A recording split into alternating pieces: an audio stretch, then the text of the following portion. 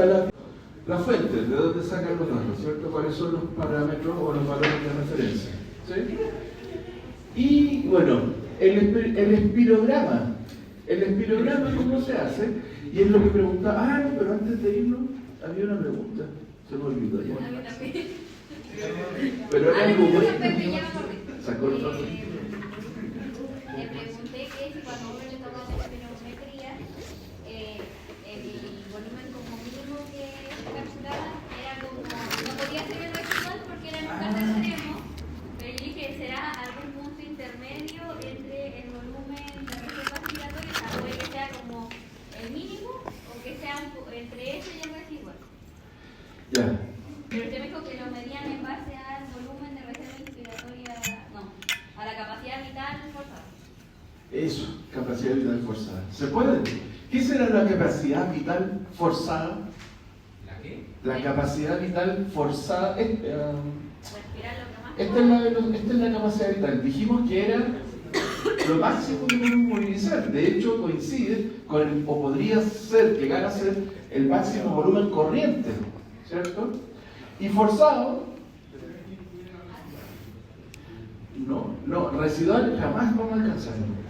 No lo vamos a alcanzar. Ya está bien, pero ¿por qué se llamará forzada? Se llama así, de hecho. En la espirometría, lo que uno busca es evaluar la capacidad vital forzada. Porque no estamos haciendo ejercicio en ese momento, ¿no? Entonces, como que estaríamos usando un volumen corriente, entonces sí o sí hay que forzarlo para llegar como... Sí, así es por eso. Es porque al paciente se le pide que haga su máximo esfuerzo inspiratorio y su máximo esfuerzo expiratorio. Por eso se llama capacidad vital forzada. Y al ser el máximo posible, o sea, hay que tratar, este examen tiene un montón de requisitos, ¿sí? Pero lo importante es que la persona tiene que ser consciente que se le va a pedir que haga el máximo esfuerzo posible. Por inspirar, de hecho, ustedes después, bueno, lo van a hacer esto, lo tienen que hacer. Pero en el cuarto igual vemos unos videos, vemos un poco esto, aunque lo ven. Sí, es que cuarto sin espirometría no es respiratorio, ¿cierto?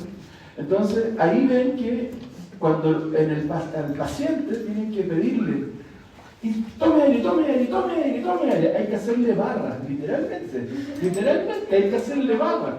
No es así, tome todo el aire que pueda y no sirve ese experimento, ese examen no sirve, porque la gente no sabe lo que uno quiere, pues, ¿cierto? No sabe. Entonces le pueden decir, tome aire. No, pero tome el máximo aire que pueda. No, pero tome aire. Y ahí hay que decirle, mire, tiene que tomar lo que más pueda, haga su máximo esfuerzo. Y hay que decirle, vamos, entonces tiene que, inspire, tome aire. Lo que más pueda, uno le dice, tome aire. Y ahora, bote, vamos, bote, porque la idea es que bote y haga su máximo esfuerzo. Ocupe todos sus músculos de la respiración. Literalmente, esto que yo les digo es real, hay que hacerle barra. Vamos, bote, vamos, tú puedes, vamos, sigue. En serio. Porque si no, no sirve el experimento, no sirve el examen, ¿ya? Lo que se busca es evaluar, y en ese caso, sí se alcanza el volumen residual. Es decir, como está aquí, ¿cierto? Acá está el experimento. Esto es, siempre aquí lo ponen al revés los ejes. Es muy común que pongan los gráficos al revés o que los ejes partan al revés. Esto parte de aquí hacia allá, parte de derecha a izquierda, no de izquierda a derecha, como es lo típico que uno lee en los gráficos, ¿sí? Entonces, el paciente está tranquilo, se le dan las instrucciones y aquí está sentado con el aparato, con la boquilla, ¿cierto? Conectada al aparato y respire tranquilo. Siéntese, respire tranquilo y ese es el registro. Uno ve eso, ve ese movimiento, ¿sí? Uno puede medirlo al tiro, 350, 400, 500, lo que sea, ¿sí? Va a depender del tamaño de la persona, ¿sí? Y aquí cuando ya termina de respirar, uno le dice, ahora tome aire, tome aire, tome aire, tome lo que más pueda, hasta el máximo. ¿Sí? En algunos casos se le dice, no se le dice que bote al tiro para tener una buena línea base. No es como que llegó, ya la bote, sino que se le deja un tiempo con el aire adentro, pero 1 o 2 segundos, es para tener una buena línea de base. ¿Sí? Y después, bote, hasta el que más pueda. Y ahí alcanzamos el volumen residual. ¿Sí? Ahora, esos son todos los volúmenes que uno puede medir con espirometría. ¿Sí? Pero ¿puedo medir el volumen residual? No lo puedo medir. No sé. Yo sé que botó todo lo que puede. O sea, yo sé que alcancé el volumen residual. Alcancé el volumen residual. Pero ¿cuál es el volumen? No sé. Porque no sé cuál es el cero. Para saber cuál es el volumen residual debería saber el cero. ¿Y puedo saber el cero? Con el paciente muerto podría saber el cero, ¿cierto? A lo mejor, ¿cierto? Sí, se ríe, pero no puedo saberlo. Por lo tanto, con esta técnica no es posible. No es posible saber calcular el valor del volumen residual. Y si no puedo calcular el volumen residual, ¿qué otro parámetro no voy a conocer? No voy a poder conocer la capacidad pulmonar total, así se llama, capacidad pulmonar total, no lo voy a poder conocer, me va a faltar un término de la ecuación. Y si tampoco puedo, ¿y qué más no puedo conocer? La capacidad funcional residual. No, tampoco la voy a poder conocer porque me falta un valor. ¿Sí? Ahora, con esto igual ya se pueden hacer un montón de diagnósticos, entre paréntesis. ¿Sí? Esto es muy útil en la clínica para identificar patologías que son de tipo restrictivo u obstructivo. ¿Sí? Eso se va a ver en otro momento. ¿Sí? Entonces, ¿cómo se puede medir la capacidad funcional residual, el volumen residual y la capacidad pulmonar total? Que todos esos los desconozco, no los puedo medir por espirometría. Hay varias técnicas, pero yo solo voy a hablar de una, que se llama la técnica de dilución de helio. La técnica de dilución de helio. ¿Y en qué consiste? Se le hace a la persona respirar helio. Helio mezclado con aire, ¿cierto? Si no se ahoga, ¿cierto? Pero se le da a respirar una cantidad de helio. ¿Y por qué helio? Porque el helio es poco soluble. Es poco soluble. Es no metabolizable y por ser poco soluble es poco difusible. ¿Qué significa eso? Que si una persona respira helio, el helio se va a quedar en los pulmones. No va a pasar a la sangre, por ejemplo. ¿Sí? Y por lo tanto se va a distribuir, ustedes ya manejan esos conceptos, se va a distribuir en todos los pulmones, en todo el volumen pulmonar. ¿Sí? En todo el volumen pulmonar. ¿Y cómo se hace este experimento? A tiempo cero la persona está respirando, pero en este sistema está respirando normal y todavía no se le hace respirar helio, ¿sí? Antes del test, ¿sí? Y después se le hace respirar una cantidad conocida, una concentración conocida, un volumen y concentración conocido de helio. ¿Sí? Una cantidad conocida de helio. Y ese helio se va a distribuir, como comentamos, en todas las vías respiratorias y en todos los pulmones, si es un gas, y se va a quedar ahí. ¿Y por qué se llama el método de dilución de helio? Porque, ¿cuánto helio hay antes? ¿Cuánto es la concentración? A ver, aquí esto es una cosa de química, muy simple. Muy simple. Esto se basa en lo siguiente: los moles de helio y moles de helio. Moles de helio. Sí, pero en realidad más que moles, ¿cierto? Para los gases, un mol yo lo puedo expresar como... No importa, pero el mol...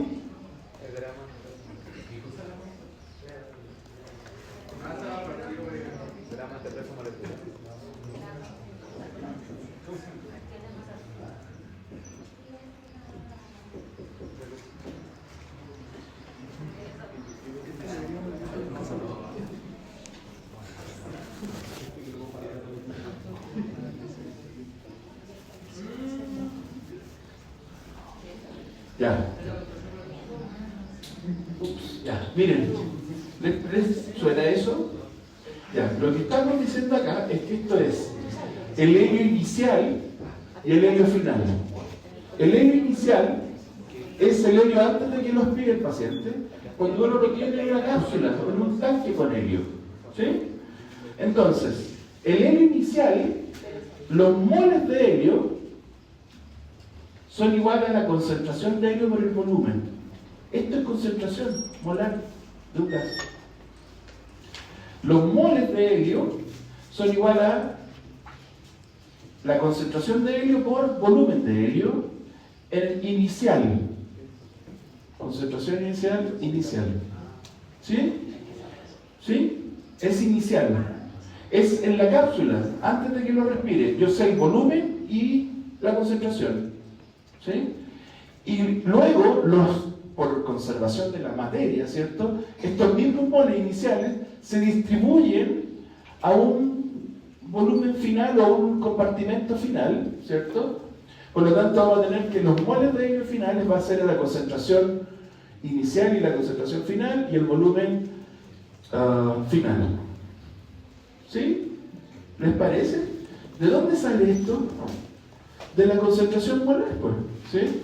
Concentración molar de lo que sea es igual a moles de X por el volumen en el cual está X. Química, o sea, no lo que vieron con la doctora Aravena el año pasado. Soluciones. Lo que pasa es que esto es una solución gaseosa, pero se aplica lo mismo. ¿Sí? ¿Sí? Entonces, la masa inicial, los moles iniciales yo los tengo a una concentración que yo conozco, porque yo tengo en un tanque la concentración y el volumen también. Y después a la persona se le hace respirar ese helio. Respire el helio que tenía inicialmente. Por lo tanto, ahora ese helio, esa misma masa, va a tener una concentración distinta, final, y un volumen final. De hecho, ¿qué es lo que le está pasando al helio? Desde el estado inicial al final, desde tenerlo en el estanque a tenerlo en los pulmones, se está diluyendo. Por eso se llama técnica de dilución de helio. ¿Sí? Los moles, porque la masa no cambia. Los moles, la masa, es la misma que tengo en el tanque inicial o después distribuida entre los pulmones, entre todo el sistema que incluye sus pulmones. ¿Sí? La masa no cambia. Y como la masa no cambia, puedo hacer esta ecuación, donde la masa es igual a la concentración inicial en el tanque por el volumen inicial en el tanque, y la masa final es la concentración final de helio, la concentración, y el volumen final. Este volumen final es igual a ¿qué cosa? El volumen final de helio, ¿dónde está el helio?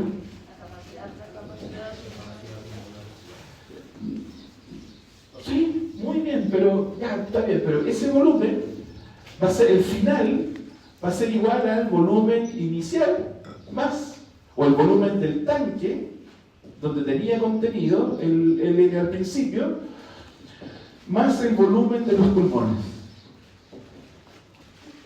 Ahí estoy diluyendo el helio finalmente, ese gas. Que estaba inicialmente en un tanque, en un compartimento, en una cajita, donde lo tenía guardado, y ahora está en un volumen que incluye el tanque, más el volumen pulmonar. ¿Sí? Entonces, hay que hacer que la persona esté tranquila, respirando el volumen corriente, ¿cierto? Volumen corriente, y de repente, ya, se le pone el helio, respire el helio, con aire, ¿sí? Se pone en comunicación el helio que tenía en la cajita con lo que está respirando. Y ese helio se va a equilibrar, pues. Se va a distribuir entre los pulmones y la cajita. Va a ocupar el nuevo volumen, como un buen gas. Como gas va a ocupar todo el volumen.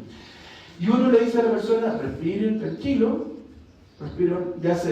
eso está estandarizado, cuánto tiene que respirar para que haya el equilibrio completo, o sea, es decir, se distribuya totalmente el helio entre la cajita y los pulmones, y uno tiene que decir, a ver, está pendiente, bueno, uno está siguiendo con el espirómetro la respiración. Entonces uno va y cuando termina un ciclo de respiración, cierra la llave y mide cuánto helio tiene ahora en la cajita. La concentración. La concentración. Al cerrar la llave, me quedé con el volumen. ¿Qué volumen? ¿Qué volumen es ese? Si está respirando tranquilo y cierro la llave al final de la respiración para el experimento, la capacidad funcional residual. ¿Sí? O sea, el volumen final, miren, esto es muy, muy simple.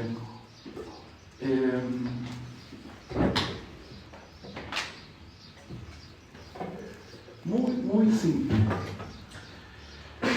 ¿Qué es lo que me interesa saber de acá? Esto.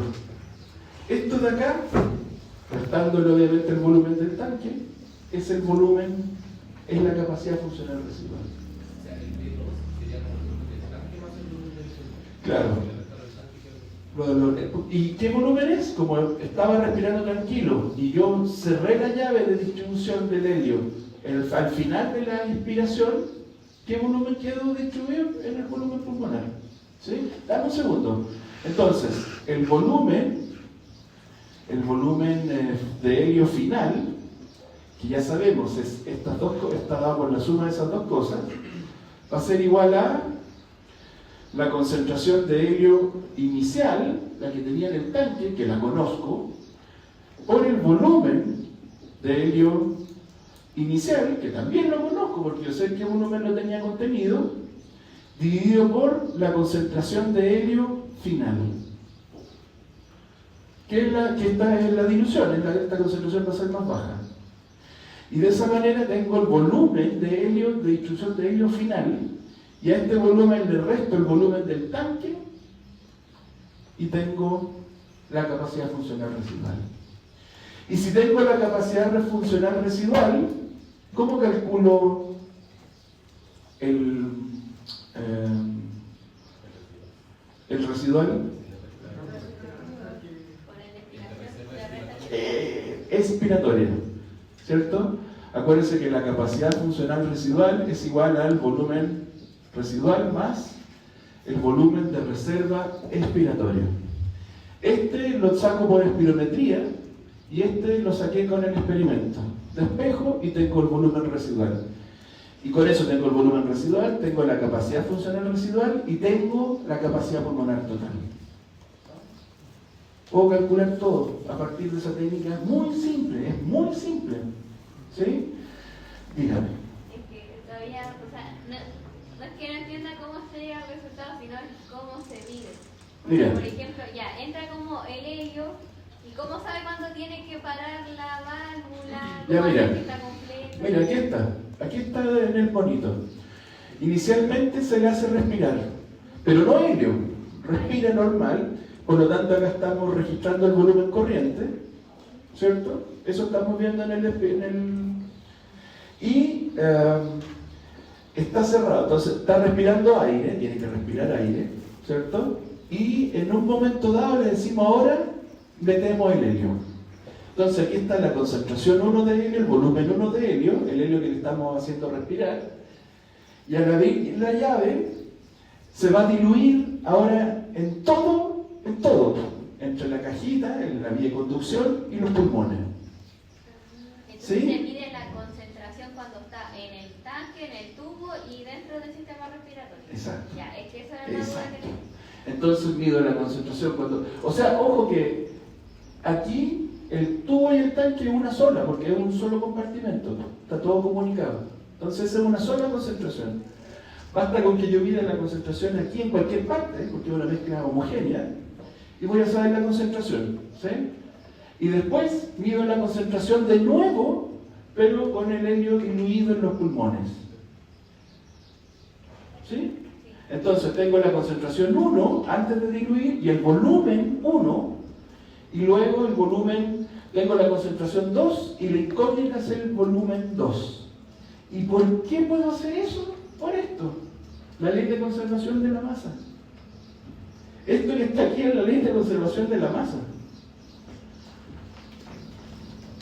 ¿Cierto? La masa de helio que está en el compartimento inicial va a ser igual a la masa de helio que va a estar en el compartimento final. El compartimento inicial es la cámara donde tengo guardado el helio, y el compartimento final es esto, el inicial más los pulmones. Y listo, ¿sí? ¿Les parece o no? Y está resuelto el problema, insisto, porque esta ecuación, esto obedece a un balance de masa. Si los moles iniciales de helio que tengo en el tanque inicial tienen que ser iguales a los moles de helio finales si está en el compartimento cerrado. Y lo que estoy viendo es cómo se distribuyó entre el tanque inicial y ahora el tanque más los pulmones. Que entre paréntesis, lo que estoy haciendo, y por eso se llama la técnica así, es diluir el helio. Y por eso se llama técnica de dilución de helio. Por favor. Producto de la crisis global que hay del helio, ¿hay alguna otra forma de tomar efecto? Ah, sí, pues hay más formas. ¿Sí? Hay más formas. ¿Sí? Ahora, ¿por qué será útil esto? Porque hay montones de patologías que tienen que ver con que se pueden seguir o diagnosticar por aumentos de la capacidad pulmonar total. Por eso es relevante. ¿Sí? Tiene fines diagnósticos. ¿Sí? Es útil a nivel diagnóstico. ¿Sí?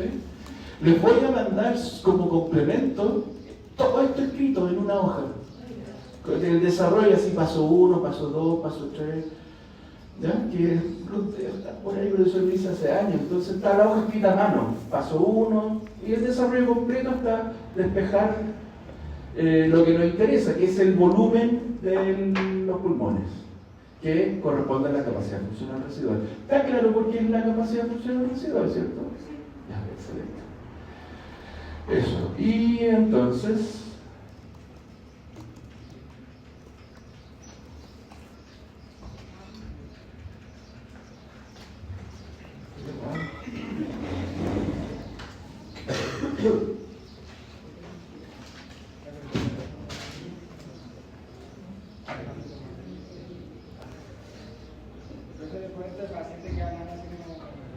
Sí, pero es poquito. Es poquita, no es mucho.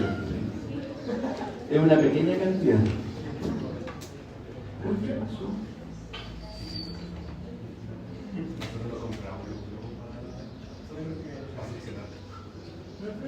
Dígame. Porque usted cuando distribuye, finalmente está midiendo el volumen a una respiración tranquila. Y cuando saca el paciente, al final de la expiración, tranquila. Y ahí cierra el compartimento y ahora tiene ya el volumen 2. ¿Sí? Lo saca cuando ya, al final de una expiración tranquila, y ese es el volumen, esa es la capacidad funcional residual. Al final de la exhalación, de una exhalación. ¿Sí? Y ahí cierra y ahí mide el volumen de dilución. Lo que se mediría sería como esos 200 ml que usted decía como la pelotita, en este caso sería como No, aquí estamos midiendo la capacidad funcional residual. Eso estamos midiendo directamente. Estamos midiendo la capacidad funcional. Y como la espirometría... Exacto, se hace por despeja, porque conocemos por espirometría el volumen de la sed respiratorio, que ese sí lo podemos medir espirométricamente. Entonces, despejando, calculamos el volumen residual. No se mide directo.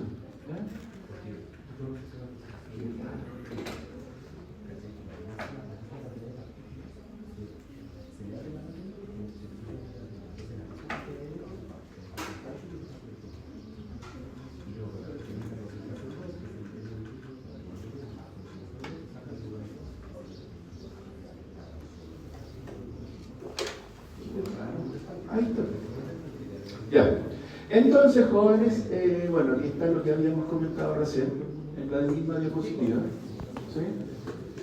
Es lo que preguntaba usted recién. ¿Sí?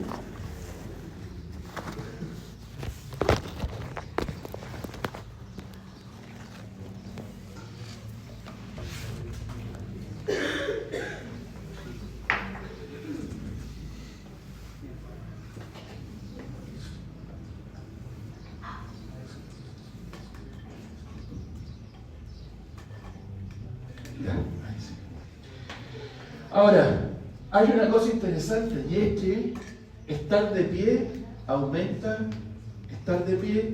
aumenta la capacidad funcional residual en comparación con estar acostado. Estar de pie aumenta la capacidad funcional residual en vez de estar acostado. Eso es porque al estar de pie, ¿cierto?, el diafragma está más hacia abajo, ¿cierto? Y eso provoca que estar de pie provoca que el pulmón tenga un volumen mayor que estar acostado. ¿Sí? Así de simple, esa es la explicación. ¿Sí? Y lo hace porque aumenta el volumen de reserva expiratoria. Lo hace aumentando el volumen de reserva expiratoria. Bueno, aquí está la explicación, ¿cierto? Al estar de pie, hay una presión, el diafragma tiende a irse hacia abajo, ¿sí? Y por tanto esto tiene un volumen mayor que si lo comparamos con estar en posición supina, donde la presión atmosférica empuja el tórax, pero también el diafragma, y el contenido del diafragma tiende a empujar el diafragma hacia arriba y por tanto disminuir el volumen torácico y por tanto en reposo y por tanto disminuye la capacidad funcional residual. En otras palabras, modifica ese equilibrio que hay entre la retracción elástica del parénquima y la expansión del tórax. Lo modifica, ¿sí? Y lo hace, como se ve aquí, a expensas de un aumento del volumen de reserva expiratoria. Aumenta el volumen de reserva expiratoria. ¿Por qué aumentará el volumen de reserva expiratoria? ¿Cuál será la explicación de que aumente el volumen de reserva expiratoria?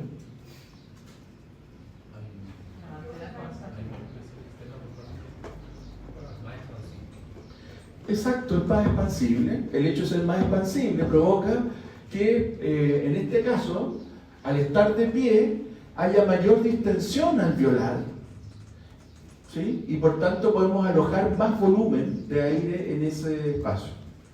Y el volumen residual no cambia, eso es propio de las propiedades elásticas del tejido.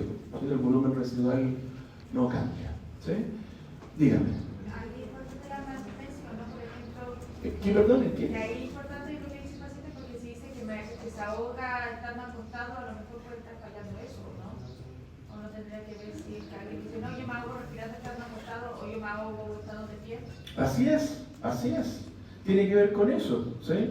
Con que disminuye la capacidad funcional residual y por tanto disminuye el volumen de reserva expiratorio al estar acostado. Tiene que ver con eso. Sí, dígame. Sí, por supuesto. Esta de acá, ¿sí? Lo que pasa es que al estar de pie, al haber menor compresión del abdomen, el diafragma tiende a estar un poco más abajo y eso aumenta el volumen. Ahora, ese aumento de volumen lo que hace es aumentar la capacidad funcional residual, pero porque lo que aumenta es el volumen de reserva expiratoria, porque esos alveolos tienden a estar más distendidos, producto de lo mismo, de que el diafragma deja más espacio en el tórax. Y esa distensión de esos alveolos provoca que puedan alojar más aire, en comparación a estar acostado. ¿Cómo?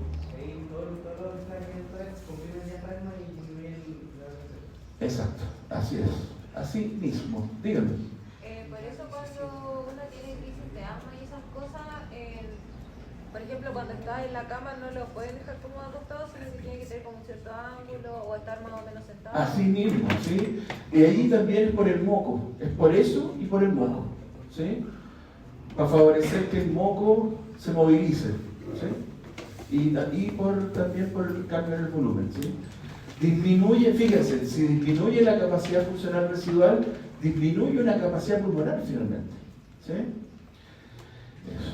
Y esto, jóvenes, es muy importante y es probable que lo vean en sus próximas rotaciones. Y es que a partir de la espirometría, lo que estamos viendo acá es un registro espirométrico, se puede calcular o evaluar la resistencia de la vía aérea. Y se puede determinar si la resistencia de la vía aérea está normal o no, ¿sí? Y esto se hace por lo que estábamos hablando de esto se calcula a través del volumen de expiración forzada 1, el FEV 1. Después todo el rato van a hablar del FEV 1. FEV 1. El FEV 1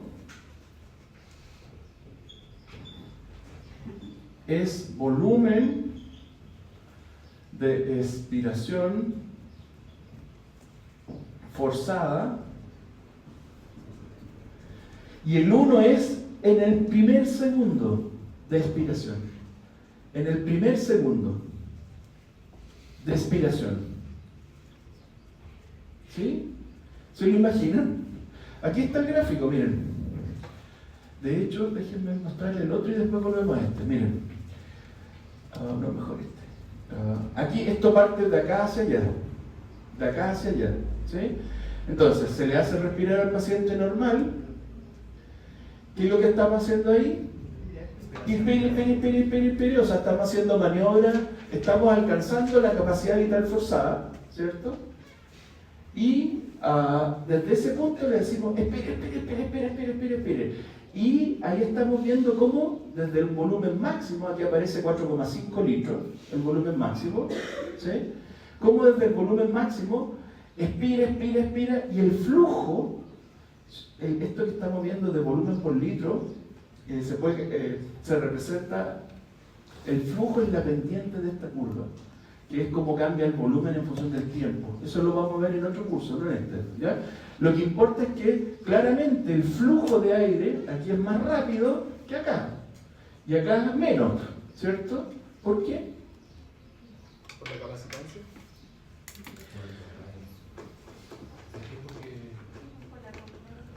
¿Por qué habrá mayor flujo al principio? Eso igual lo vamos a ver después, pero solo para que tal vez les den una vuelta.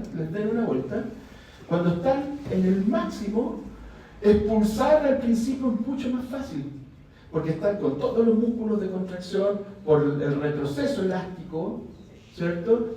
Por lo tanto, botar el aire es más fácil, sobre todo al principio, cuando estamos con el pulmón lleno, que cuando ya estamos... esto después lo vamos a analizar. Esto es una fase independiente de esfuerzo. La fase de lo que uno bota al final. Miren, imagínense, inspiran y botan.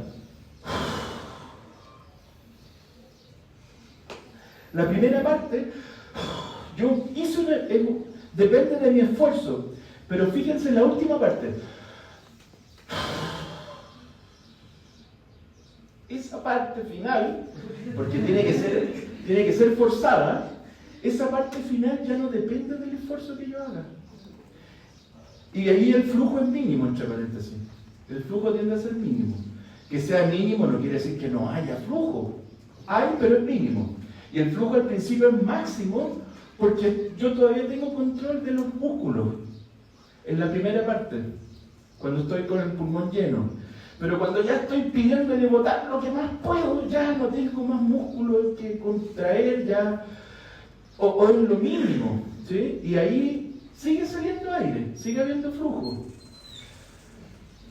pero un flujo más lento, ¿sí? Vamos a ver esto después, así que no se preocupen, porque es importante, entre paréntesis, para curvas que no vamos a ver ahora, pero que sí son importantes más adelante, ¿sí? Lo importante de esto, de esta técnica, es que así se hace este experimento. Esto se llama evaluar el FEV, el volumen de expiración forzada, en el primer segundo. Por ejemplo, aquí uno alcanzó el máximo volumen y bota. Y en el tiempo, con el espirómetro, uno ve cuánto botó en el primer segundo. El equipo lo entrega. Desde que empezó a botar, el equipo te entrega el valor de qué volumen expulsó en el primer segundo. Fíjense, aquí, en esta parte inicial. Y eso es el FEV 1. Volumen de expiración forzada en el primer segundo. Y aquí en este ejemplo real, ¿cierto? Se botó, se eliminó 3,6 litros de aire en el primer segundo. Y eso se debe normalizar, porque es una fracción, debe ser normalizado por la capacidad vital forzada. La capacidad vital forzada es este volumen hasta el mínimo volumen. ¿Cierto? Eso dijimos. lo máximo que podemos mover hasta todo lo que podemos botar. ¿Cuánto en este ejemplo botó? 4,5 litros. Eso fue lo que movilizó, 4,5 litros. Esa es la capacidad vital forzada. Eso también se mide directamente con el equipo.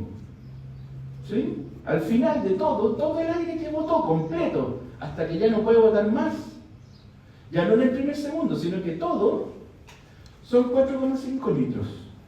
Esa es la capacidad vital forzada. Porque, insisto, normalmente nadie anda inspirando hasta el máximo y después botando hasta que ya no cae más, pues, ¿cierto? No, nadie hace eso en condiciones normales. Dame un segundo. Entonces, este parámetro es una razón, debe ser una razón. Se calcula como una razón de cuánto volumen boto en el primer segundo respecto a todo lo que boté en una maniobra forzada. Y como ese volumen que movilizo es la capacidad vital, desde el máximo volumen inspiratorio hasta el máximo expiratorio, es la capacidad vital forzada. Entonces es el volumen de expiración forzada en el primer segundo, la primera parte de la curva, partido por todo el volumen forzado que elimine, o la capacidad vital forzada. Y esto aquí en este ejemplo dio 80%. Eso es normal. Eso es un valor normal. Menos de 80, hay rango entre paréntesis, eso se ve en cuartos, ¿sí? Hay una tabla de rangos, va describiendo la severidad de patologías restrictivas. ¿Sí? Pero hasta 80 es normal, es un parámetro normal. Y esto, insisto, se llama el FEP en relación a la capacidad vital forzada, así se llama este examen. Ahora sí, ¿dudas, jóvenes? Dígame. ¿Estoy como una especie de fatiga o se puede hacer más de una vez? Hay que repetirlo. A ver, en la práctica ustedes van a ver que esta técnica tiene ciertos problemas de reproducibilidad. Eso les va a pasar en muchas técnicas, ¿sí? Y por tanto se repite o se le pide al paciente que repita el esfuerzo hasta tener una curva aceptable. Hay criterios de calidad que eso lo van a ver en cuarto, ¿sí? Pero sí, esto tiene como algo experimental. Ahora, tiene montones de criterios de exclusión, ¿sí? Pacientes post cirugía abdominal no pueden. Hay varios pacientes que no pueden hacer esto, ¿ya? Ahora también, si uno ve que el paciente ya está agotado, también no hay que seguir intentándolo, hay que vaya afuera, espere media hora y lo hacen pasar después, ¿sí? La capacidad pulmonar vital, entonces era la cantidad máxima de volumen de aire que una persona puede expirar después de una inhalación profunda. No, pues.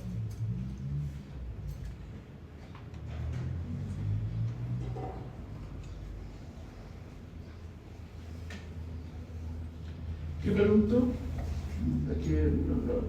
Por favor, pregunta. La capacidad vital se refiere al volumen máximo que una persona puede expirar después de una inhalación profunda, o se refiere a que es los volúmenes máximos y mínimos que puede alcanzar una persona de forma fisiológica? La capacidad vital se define como la suma de tres volúmenes: el volumen de reserva expiratoria, el volumen corriente y el volumen de reserva expiratoria.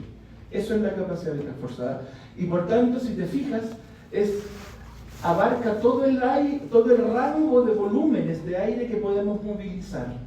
Todo el rango, desde el máximo al mínimo. Porque el piso es el volumen residual y el máximo es la capacidad pulmonar total. ¿Sí? ¿Sí? Por tanto, la capacidad vital es el registro de volúmenes que podemos movilizar dependiendo de las necesidades. Lo que acabamos de ver no es capacidad vital solita, es capacidad vital forzada. Capacidad vital forzada. ¿Sí? Después van a hablar del índice de Tifenot. A lo mejor en biología les hablan del índice de Tifenot, ¿ya? ¿Qué es esto? ¿Qué es la razón del FEP1 partido por la capacidad vital forzada? Ojo, no es lo mismo una capacidad vital normal que una forzada. En la forzada, en cierto modo, uno se asegura al máximo de que está alcanzando el volumen residual. ¿Sí? Y que estamos movilizando la capacidad vital, o sea, estamos a la inspiración máxima, el esfuerzo máximo y la expiración máxima forzada. ¿Sí? ¿sí? Que vuelvo a repetir, no es igual a la capacidad vital, porque nadie en condiciones normales hace capacidades vitales forzadas. ¿Sí? ¿Sí? No tiene sentido, sobre todo la expiración forzada. No tiene sentido fisiológico hacer expiraciones forzadas. ¿Sí? ¿Sí? Ok. Ya. Y... ¿qué más?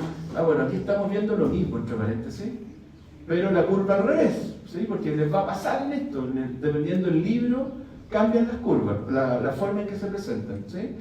Aquí estamos viendo volumen en función del tiempo, lo mismo que vimos recién, pero ahora el gráfico parte de izquierda a derecha, ¿sí?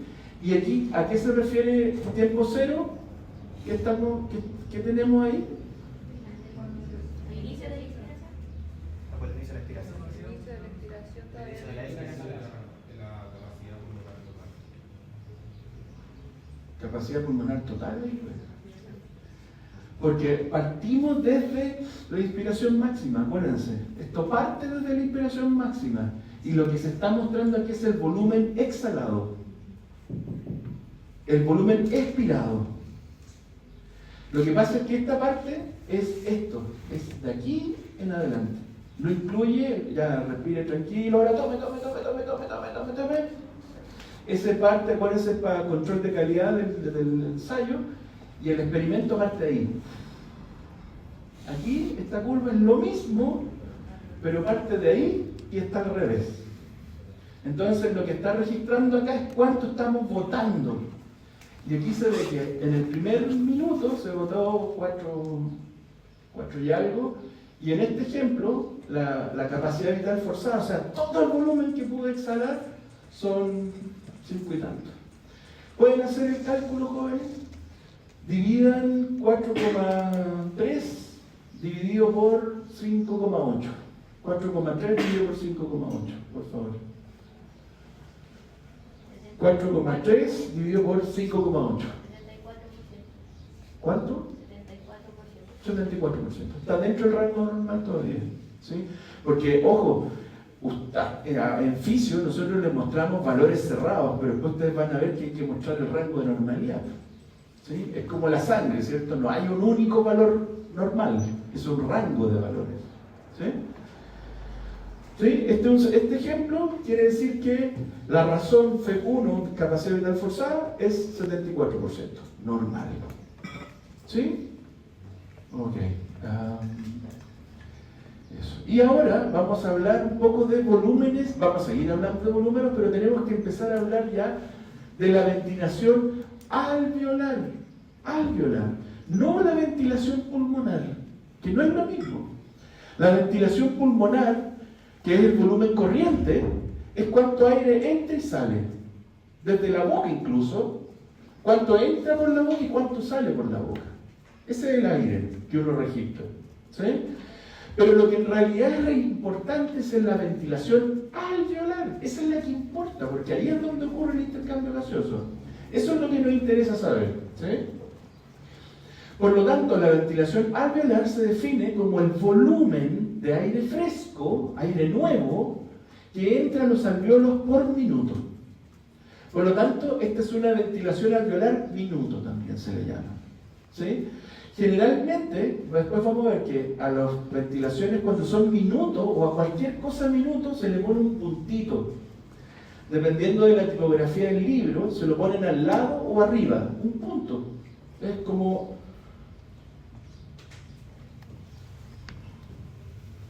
así. Cada vez que vean algo que tiene un puntito ahí, o aquí también se pone a veces, depende de la tipografía, ¿sí? Eso significa que es por minuto, no es en un ciclo respiratorio, porque un ciclo respiratorio es uno nomás, ¿cierto? Aquí lo que hace es cuál es el volumen, pero por minuto, o sea, suma volúmenes, ¿sí? Es una multiplicación de hecho, vamos a verlo a continuación, ¿sí? Y por lo tanto, esto nos lleva a un concepto que es el concepto de aire alveolar. Eso es lo que nos interesa, el aire alveolar. Saber cuál es la composición del aire alveolar, ¿sí? que vamos a ver después que para nada es la misma que la composición afuera, o la composición incluso en la boca, o incluso en vías de conducción. Es una concentración diferente. Diferente. Vamos a ver por qué. Es muy simple la razón. ¿Sí?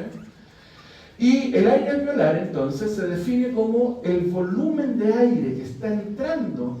Perdón, disculpen. Esto que está acá está relacionado con el aire alveolar. Y esto que está aquí, el volumen de aire que está entrando y saliendo por la nariz o la boca por minuto, es el volumen minuto. Volumen minuto. ¿Y este se calcula a partir de qué? Corriente. Muy bien. Muy bien. Muy bien. ¿Sí?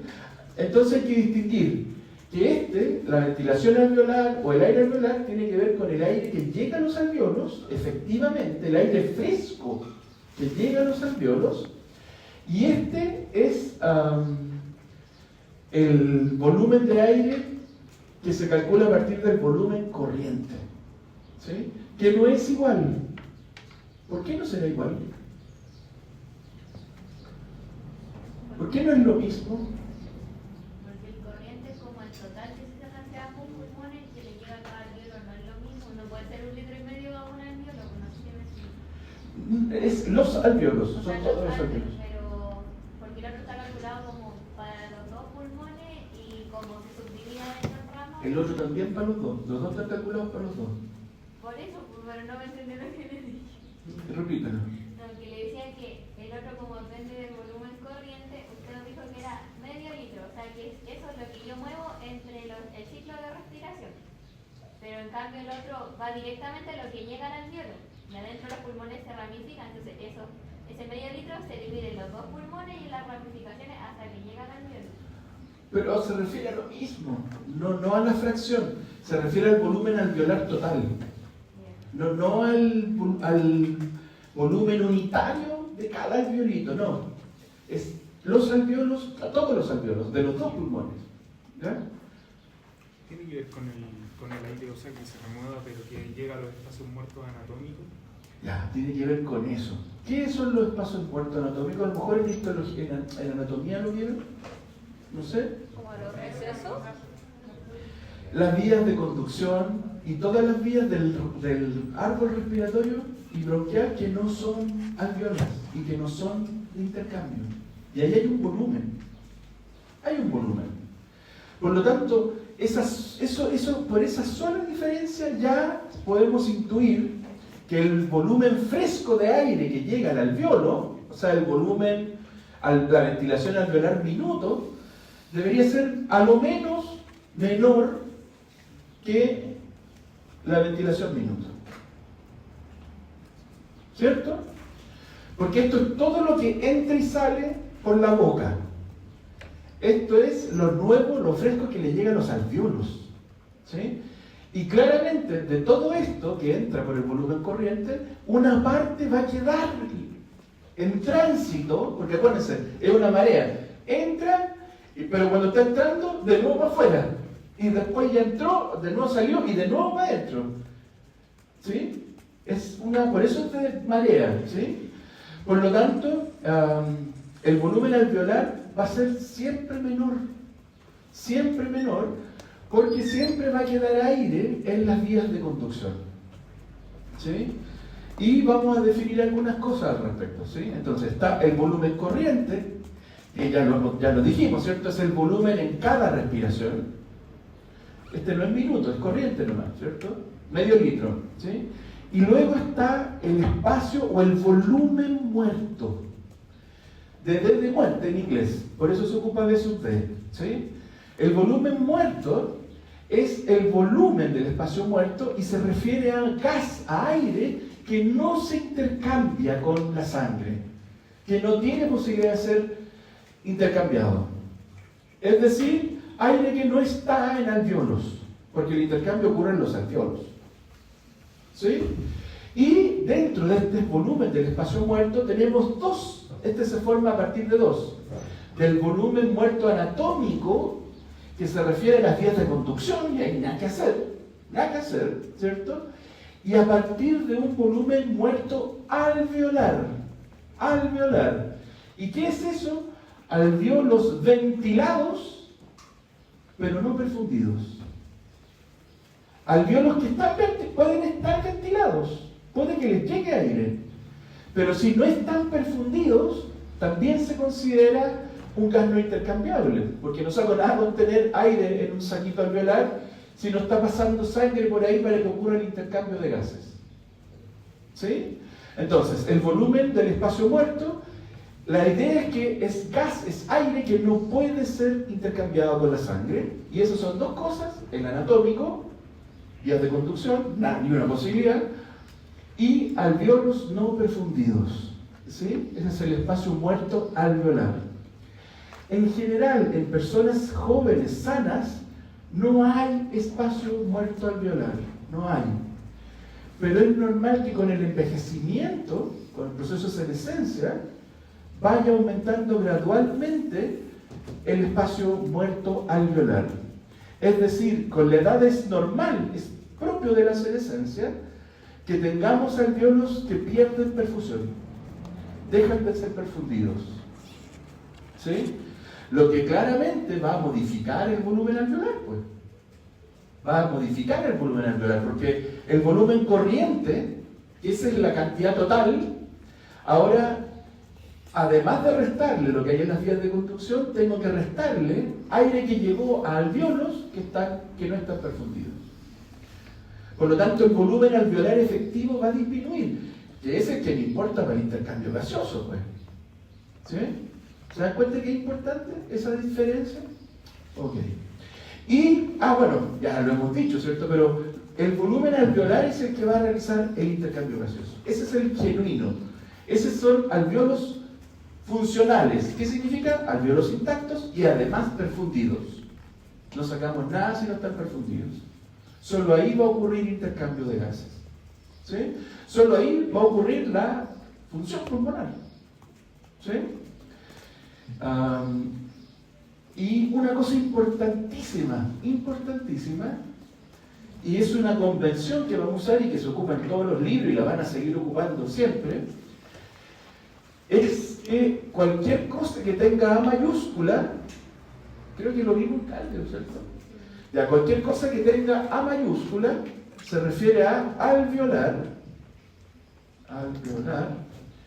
y la A minúscula se va a reservar para arterial. Después vamos a hablar de las presiones. P sub A mayúscula, P sub A minúscula. ¿Sí? Nunca se pierdan, esto es un consenso.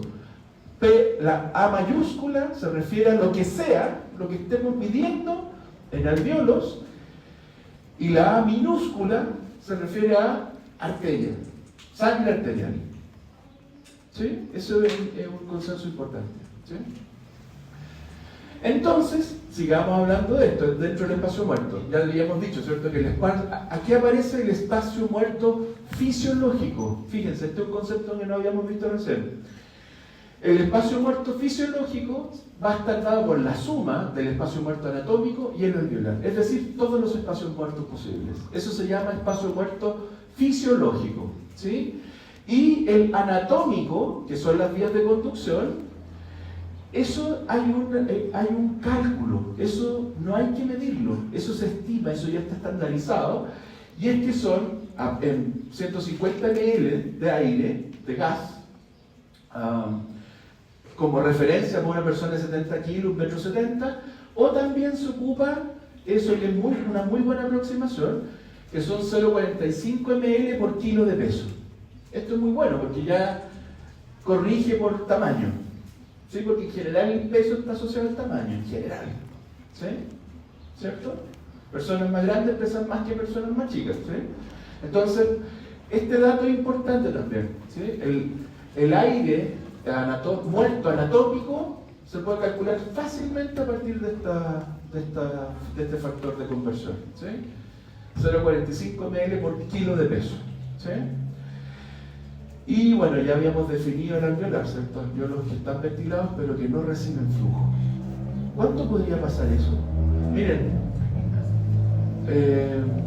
yo les comenté recién que en personas jóvenes sanas, obviamente niños también, ¿cierto? Pero jóvenes sanos, no hay espacio muerto alveolar. no hay. Y que a medida que uno va envejeciendo, va aumentando, producto de la senescencia. ¿En qué otro caso podría haber, que sería el caso típico?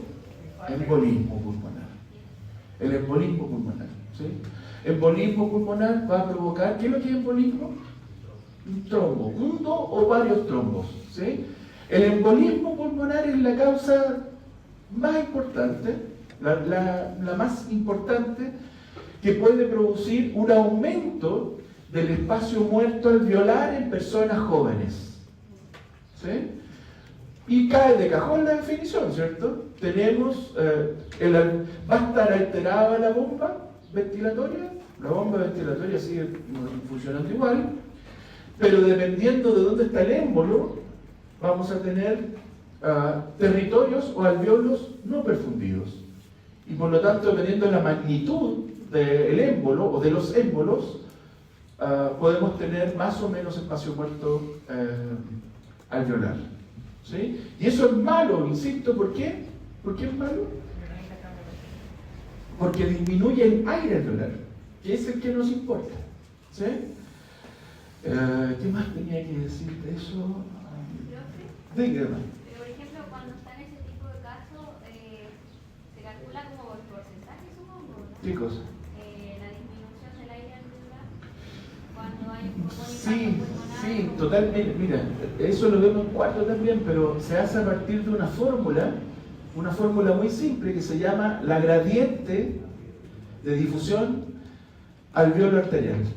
Ese es un parámetro que hay calculadoras en internet, es muy simple hacerlo, y para eso necesitas gasometría y datos de gasometría arterial, y con eso puedes calcular lo que se conoce como la gradiente alveolo arterial. Y eso tiene rangos de valores. Y eso es muy útil porque te permite inmediatamente hacer el diagnóstico de una alteración difusional principalmente. O sea que hay una alteración de difusión. Permite monitorear y además seguir el curso, porque sube y baja. Entonces te puede además te permite seguir el tratamiento, si está respondiendo al tratamiento. ¿Ya?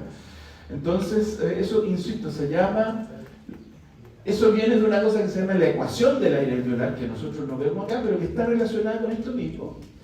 Y lo importante es que te permite calcular cómo es, si está normal la difusión alveolo arterial. Porque es el principal parámetro. Es el principal parámetro. ¿Ya? Ok.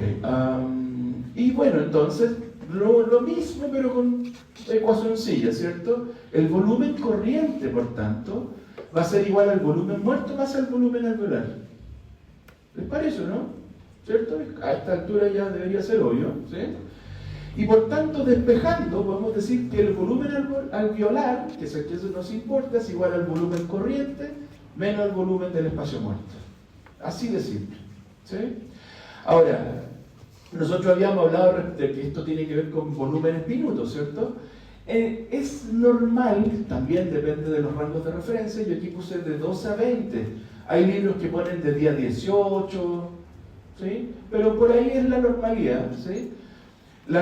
Se considera normal respirar entre 12 a 20 respiraciones por minuto, ¿sí? 18 respiraciones por minuto, ¿sí?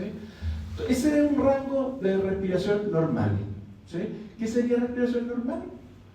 El reposo, ¿cierto? El reposo, ¿sí? Sí, díganme. Adelante, al principio había dicho así como que hacer un medio litro, o sea, era la respiración que se hacía por cada ciclo, pero se multiplicaba por 10 porque eso era como la cantidad de respiraciones. ¿Y por qué aquí está el 12? 12, sí, porque...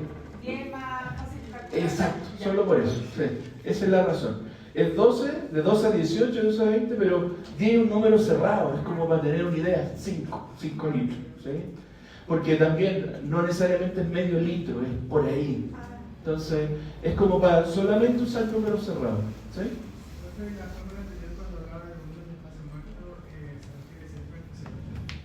No, completo, los dos. Sí, exacto, sí, que es la suma de los dos, ¿sí? Ambos, ¿sí? Ok. Y por lo tanto, jóvenes, este volumen minuto que se calcula, en este caso el volumen alveolar minuto, es igual al volumen alveolar en un ciclo respiratorio por la frecuencia respiratoria. Y por eso que es importante, porque indica una tasa o normaliza esto por minuto, ¿sí? Y se expresa como ml por minuto. Esa es la unidad que se ocupa cuando hablamos del volumen minuto alveolar o también del volumen corriente minuto, ¿sí? Ambos se miden en ml por minuto, ¿sí? Vean esto. Esta diapo igual es útil porque menciona terminología muy importante, ¿sí? Apnea, sin respiración. Eso significa estar en apnea. Y por lo tanto la frecuencia respiratoria de apnea es 0. Es lo que hablábamos recién. Voy a decidir dejar de respirar. Entré en apnea, ¿sí? La frecuencia respiratoria es 0, ¿sí? ¿Ok? La bradipnea o hipopnea es una baja frecuencia respiratoria, menos de 10 respiraciones por minuto, ¿sí? La eupnea es la respiración normal, de 2 a 20. La taquipnea o la hiperpnea es una alta frecuencia respiratoria, más de 20 respiraciones por minuto.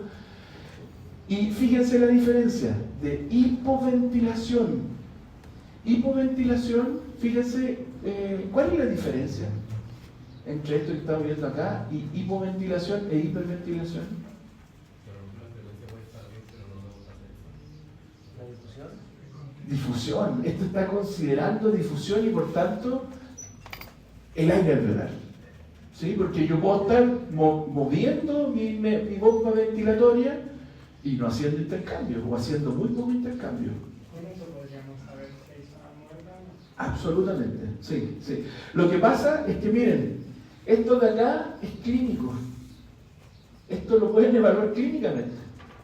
En cambio, esto es cuantitativo, esto requiere una medición. Es porque esto, la hipoventilación y la hiperventilación tiene como criterio un parámetro de laboratorio, ¿sí? Que es gasometría, ¿sí? Gasometría. Vamos a hablar harto de esto después. Pero para que haya hipoventilación, tiene que ser una ventilación funcionalmente inadecuada que aumenta la PCO2, la presión parcial, vamos a hablar de eso después, la presión parcial de CO2 arterial por sobre los 45 milímetros de mercurio, ¿sí? Lo normal es 40 milímetros de mercurio. Eso es lo normal. El CO2, jóvenes, tiene un rango de variación muy chiquitito, muy chiquitito. Vamos a hablar de eso en la siguiente diapositiva. Pero 45 ya es mucho. 45 es mucho CO2 arterial. Deberíamos tener 40, cercano a 40. Fíjense que solo 5 unidades nos va a poner el problema. ¿Qué tipo de problema? El pH. Así es, el pH. ¿Sí? Va a generar, o sea, cuando uno mira eso inmediatamente se llama acidosis respiratoria. Una presión parcial mayor a 45 milímetros de mercurio es una acidosis respiratoria. ¿Por qué? Porque el origen es un aumento del CO2. ¿Y por qué CO2 y acidosis, es decir, pH más bajo? Porque el CO2 es parte del tampón bicarbonato. Y como se dice o se puede considerar al bicarbonato como un ácido volátil. Volátil porque lo podemos eliminar por la respiración, ¿sí? A diferencia de una acidosis metabólica, ¿sí? Entonces, acidosis respiratoria, el CO2 está alto. ¿Por qué? ¿Por qué? ¿Por qué? Porque el CO2 se elimina y se regula por vía pulmonar. No hay ninguna más, y por eso se llama respiratoria. Es una acidosis respiratoria, ¿sí? A diferencia de una acidosis metabólica. ¿Qué sería una acidosis metabólica? No tiene que ver con el pulmón y la respiración. Por eso se llama metabólica. De uno. ¿Por qué será acidosis metabólica? Porque aumentan equivalentes ácidos distintos del CO2. Acuérdense que el ácido es el CO2. El ácido que tiene que ver con la acidosis respiratoria es el CO2. ¿Por qué? Porque el CO2 en agua es ácido carbónico y el ácido carbónico en agua inmediatamente a pH fisiológico se convierte en bicarbonato y protones. Vamos a mirar eso después cuando veamos transporte, ¿ya? Pero eso es lo mismo en FC, entre paréntesis. ¿Sí? Lo vimos como ejemplo en FC. ¿Sí? Lo vieron, ustedes lo vieron con Daniel, pero igual después se los pasé. En Fisher ya lo vieron, excelente. Y lo van a volver a ver. Ya, entonces eso tiene que estar así, ¿no? ¿Sí? Ya, y los metabólicos y acidosis metabólica son ácidos orgánicos distintos del CO2. O sea, el típico es el lactato. Lo que cuando hablamos metabolismo de la glicólisis, ¿se acuerdan que en condiciones de bajo oxígeno aumentaba el lactato? Ya, lo que en realidad, eso yo se los digo, pero no, en ese momento no hago énfasis porque el énfasis está acá. Y es que en realidad metabólicamente lo que se produce es ácido láctico. Eso se produce producto de las reacciones químicas. Pero ese ácido láctico se formó producto de una catálisis enzimática e inmediatamente se transforma en lactato y un protón. ¿Sí? Por lo tanto, si aumenta el lactato, ¿por qué acidosis metabólica? Porque sí aumenta el lactato, pero acompañado de eso aumenta un protón en la sangre. Aumenta un protón en el espacio, en el intracelular, pero el intracelular, ¿qué hace con ese protón? Lo bombea, pues no quiere acidificar el pH del citoplasma, lo tira para afuera. ¿Sí? ¿Y en la sangre qué pasa con ese protón?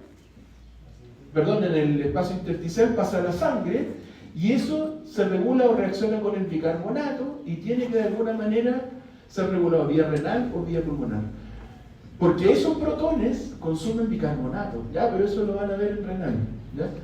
En el módulo renal, como ya vimos respiratorio, se vuelve a hablar de esto, porque jóvenes, eso es súper importante. ¿Se acuerdan que en FC yo les decía que el pH era uno de los parámetros más importantes? De eso van a hablar así mucho, tienen que saber eso, ¿ya? Pero lo van a seguir hablando en renal, ¿ya? Hiperventilación, una excesiva ventilación que va a disminuir. Usted tenía una pregunta. Ya, bueno. La hiperventilación es una excesiva ventilación que disminuye la presión de CO2 por debajo de 35. Por debajo de 35. Estamos hiperventilando, estamos literalmente eliminando más CO2 del que deberíamos. Y por lo tanto el CO2 arterial baja. ¿Y por qué es malo que el CO2 baje? Por el pH, va a producir alcalosis. ¿Cierto? Alcalosis respiratoria. ¿Sí? Ok. Y la disnea, esto también lo van a ver harto, la disnea es súper loco porque es una sensación subjetiva. Es lo que el paciente reporta, lo que la persona puede reportar. Es subjetivo. ¿Sí? Es una sensación subjetiva de acortamiento de la respiración y dificultad para respirar. ¿Sí?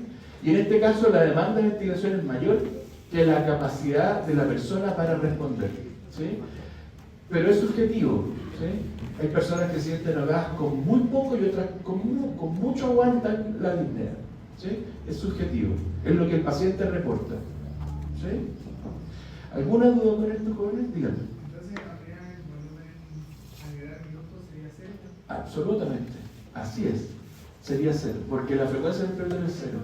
Eso en la práctica, fíjate que tú lo dedujiste desde el punto de vista matemático, que es correcto. Pero en la práctica lo que está diciendo es que no hay intercambio, no hay volumen corriente.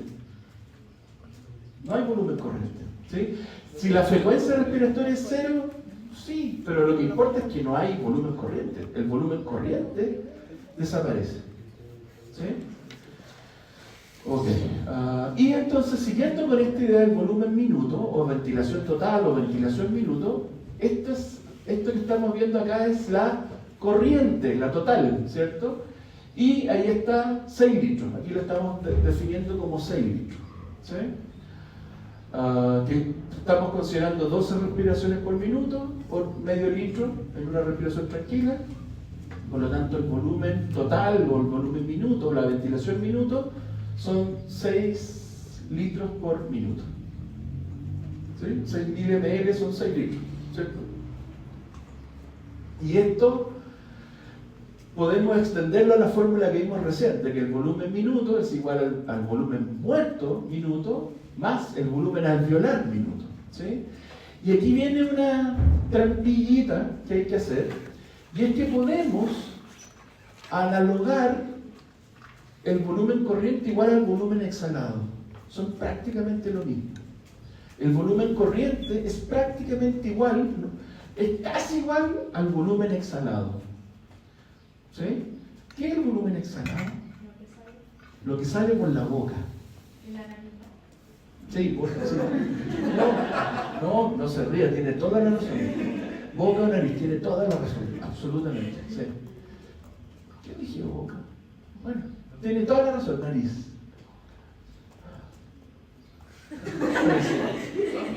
Pero es que estoy pensando que hay gente que respira por la boca, ¿cierto?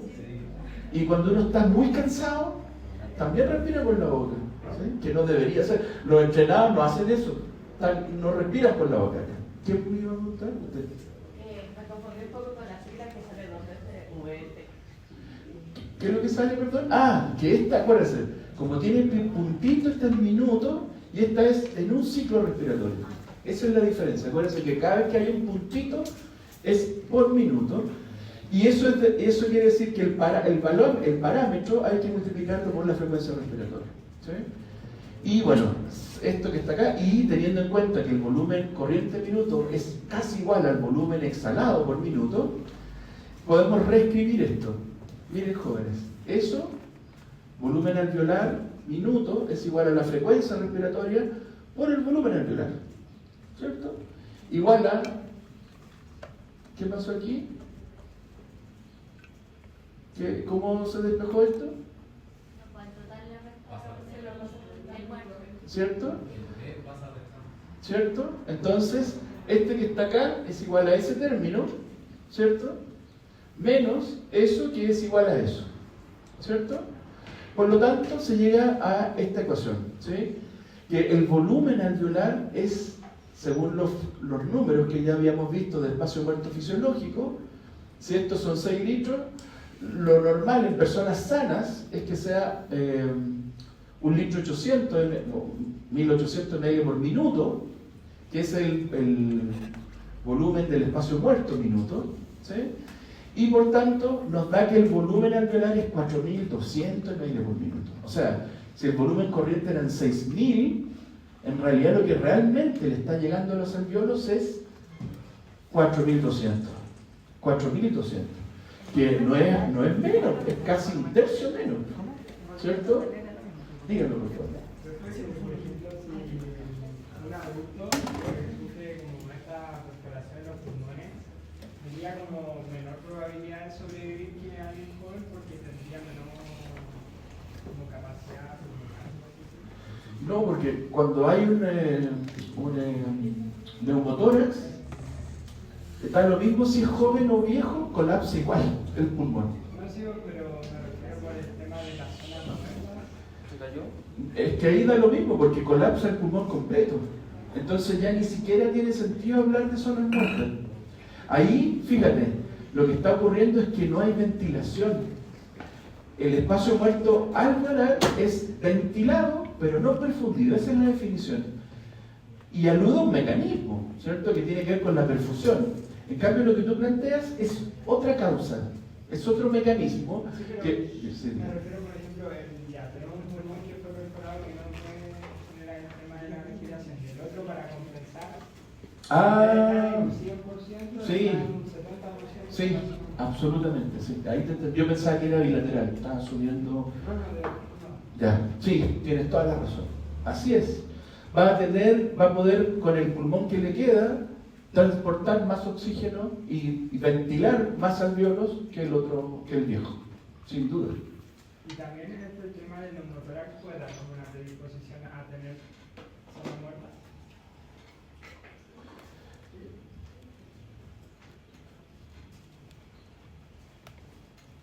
Sí, si no se resuelve rápido. Sí, si no se resuelve rápido, porque, a ver, sí, porque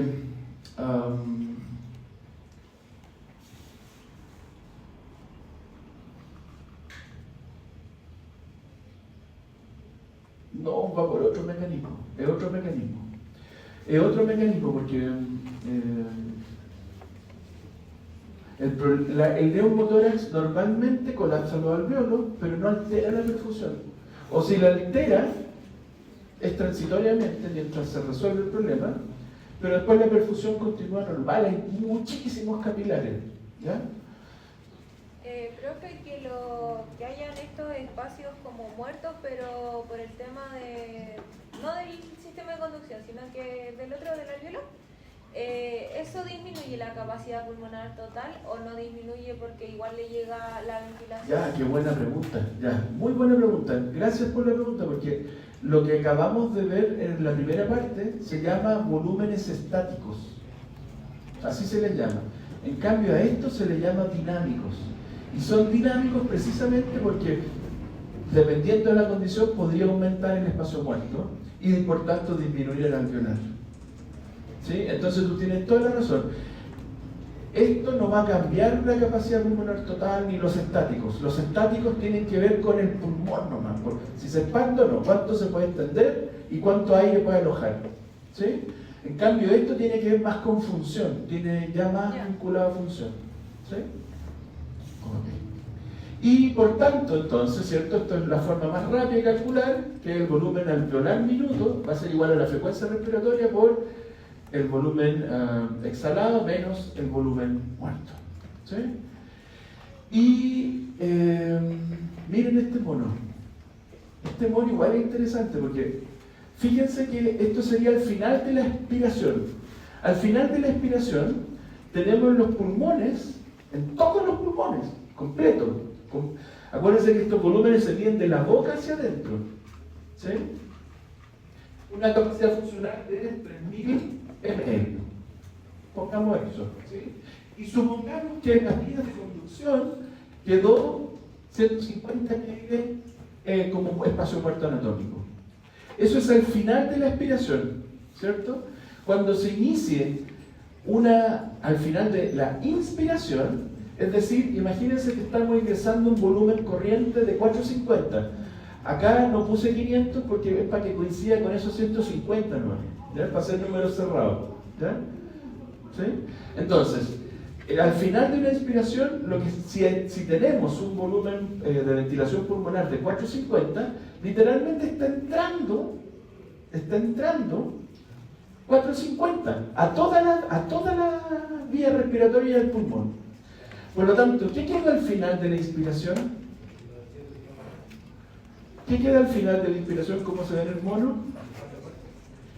Queda aire que estaba en el espacio muerto anatómico, mezclado con una parte del aire fresco nuevo.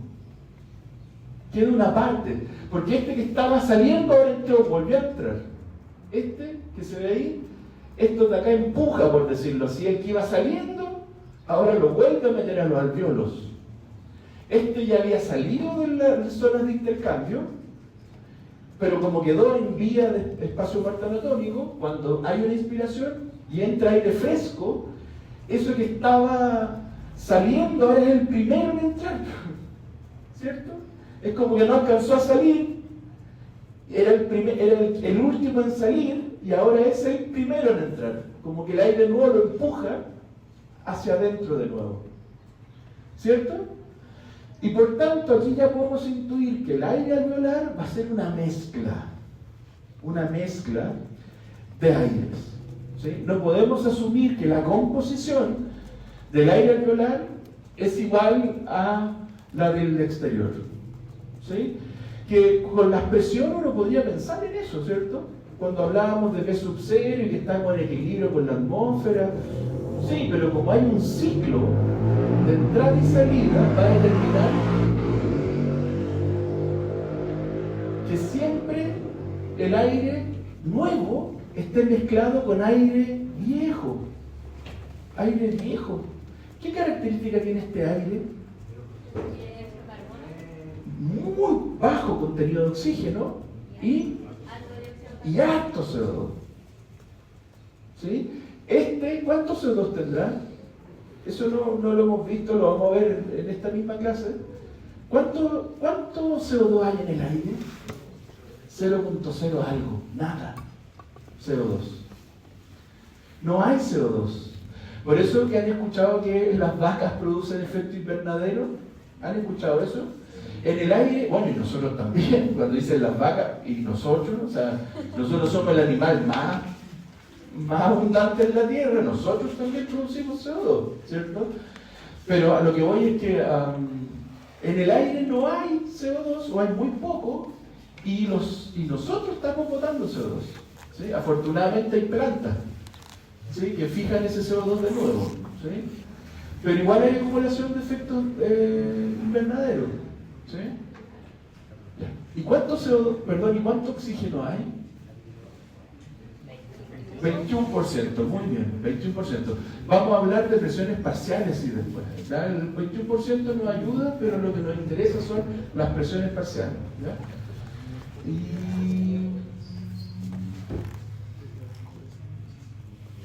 aquí está lo mismo, vean este. Sí, por favor, dígame. Entonces, nosotros también expulsaríamos aire como con oxígeno, si vamos como mezclando. Sí, mira, hacerla muy corta porque vamos a llegar después de varias deducciones al número. La presión parcial del aire alveolar, redondeando, son 100 milímetros de mercurio. Ese número, jóvenes, así se lo tienen que aprender de memoria. La presión parcial de oxígeno del aire alveolar son, en personas normales obviamente, respirando en un lugar normal, son 100 milímetros de mercurio. Son 104, 105, pero se redondean 100 milímetros de mercurio. ¿Sí? 100 milímetros de mercurio. Ahí lo que hicimos fue, lo vamos a ver después, vamos a convertir ese porcentaje en presiones parciales. ¿Ya? Y el CO2 del alveolo, esto también no se les puede olvidar, es 40 a 45 milímetros de mercurio, la presión parcial alveolar. ¿Sí? Más cercana a 40. ¿Por qué? Porque el aire que lleva sangre venosa mixta, ¿qué es la sangre venosa mixta? De anatomía. ¿Qué es la sangre venosa mixta? Sangre con oxígeno. Eso tiene un nombre anatómico. ¿Qué es lo que es la sangre venosa mixta? ¿Dónde está la sangre venosa mixta? La que va hacia el pulmón. La que va hacia el pulmón. ¿Y cómo se llama eso? ¿Quién lleva sangre al pulmón? La arteria pulmonar. Muy bien, ¿sí? La sangre venosa mixta es la sangre que va en la arteria pulmonar y que va al pulmón. Esa sangre lleva un contenido de CO2 de 45 y sale con 40. 40 es el valor normal arterial de CO2. Arterial. ¿Sí? Después vamos a hacer un resumen de esto, pero estos números se los tienen que aprender de memoria, porque son muy importantes. Lo vamos a ver después, ¿verdad? Si lo vamos a retomar. Es que es para que ya vayan, ya, 40 CO2, 100 oxígeno, presiones parciales. Esa es la arterial, gasometría arterial. 100 oxígeno, 40 que entre paréntesis, fíjense, recién les dije, en el alveolo hay 100 de oxígeno, en la sangre también, se equilibra. ¿Sí? Ya, eso. Dígame. Así a grandes rasgos, ¿cómo compensa el cuerpo, por ejemplo, cambios de presión externos? Por ejemplo, los pulsados. Lo vamos a ver también. Sí, vamos a mirar eso. ¿Qué hora es, jóvenes? Las 12.